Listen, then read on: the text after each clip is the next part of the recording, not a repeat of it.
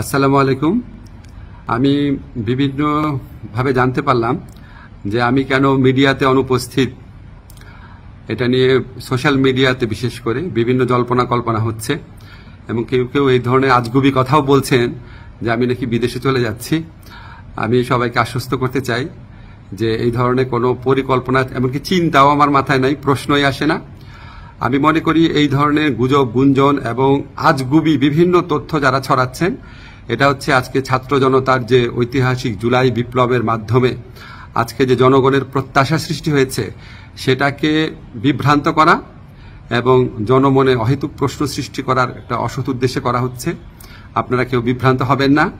আমি কয়েকদিন আগেও পত্রিকাতে ইন্টারভিউ দিয়েছি, তবে এটা ঠিক আমি একটু মিডিয়াতে কম আসছি কারণ আমার অনেক কাজ এবং আমার কাছে মনে হয়েছে যদি আমার কার্যক্রমে যদি কোনো অগ্রগতি হয় সেটা আমি জানাবো। অহেতুক এখন তো আমি আর টক শোয়ের মানুষ না, এখন আমাকে কাজ করতে হবে, কাজটাতে বেশি কনসেন্ট্রেট করতে হবে।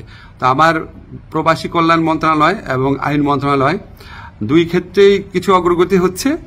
অল্প কিছুদিনের মধ্যে আপনাদেরকে অগ্রগতিগুলো জানাবো।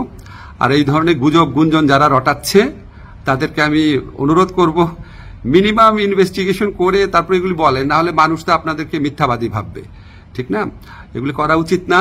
বাংলাদেশকে একটা নতুন বাংলাদেশ গড়ার জন্য, রাষ্ট্র সংস্কার করার জন্য আপনারা বরং পজিটিভলি আমাদেরকে সাজেস্ট করবেন, ভুল হলে বলবেন।